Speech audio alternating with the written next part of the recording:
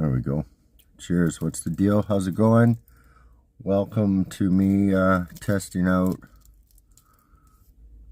this new strain. I'm just finished building the doobie right now, so we're gonna test it, and then I will give you my review.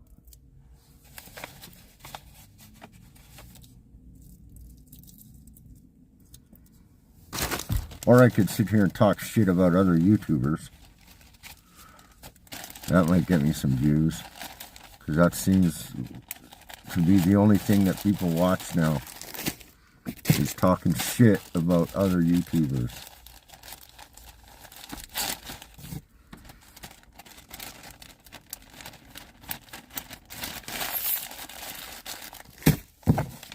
Let's see. So I ran into this one YouTuber guy, and I think I mentioned him before, but I'm going to do it again. His name is Will Survives, and he went out and built a little cabin in the woods.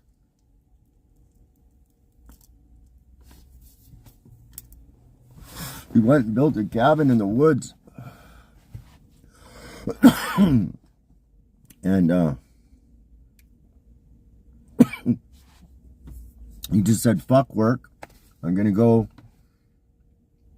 build a cabin in the woods and live there. So the guy actually built a lot of his stuff out of the materials just there in the forest. I mean, he brought shit in. He even brought like some solar panels and a few other things. Even made a little music studio in there. And one of his here,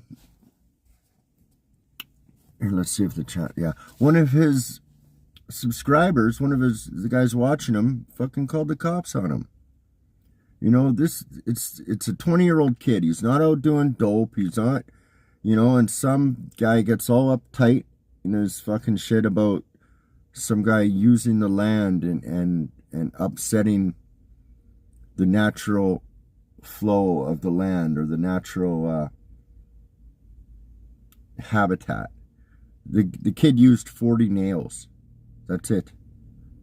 And he picks up his garbage. He was like, this is a good kid. This is not some crack smoking meth head camping in the bush. This is just a kid that wants to, do social media, film his progress.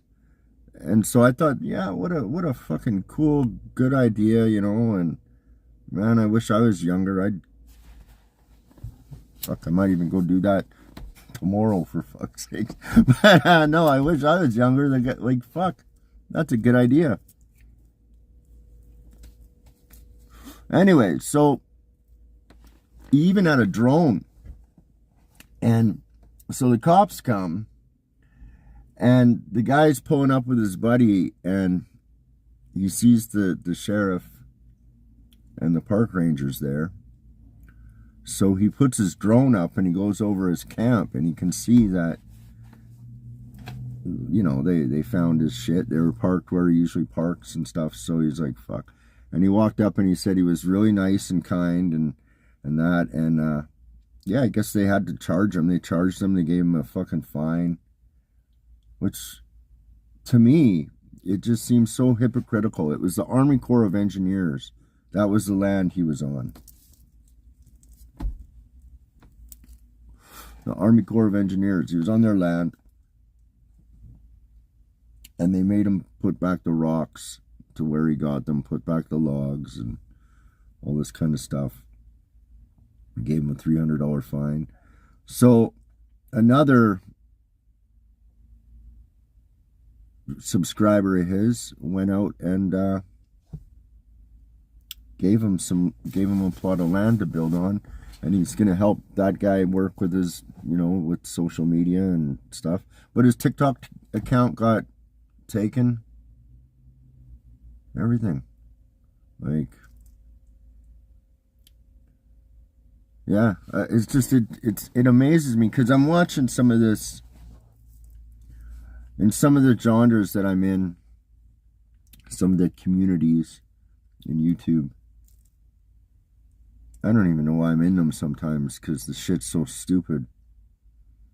Like, it really is. There's a lot of shit in the YouTube communities. Like, you know what I noticed about YouTube too?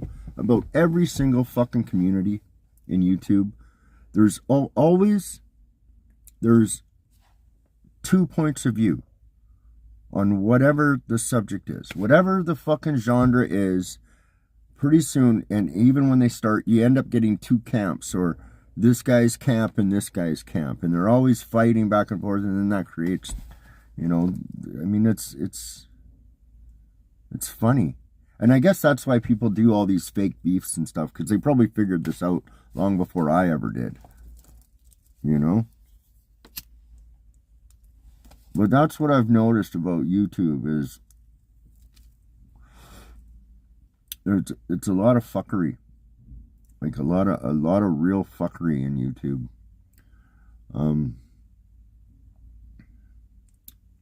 Yeah, people will say something to you and they don't do it. Yeah, it's crazy. It's, and a lot of things go on numbers,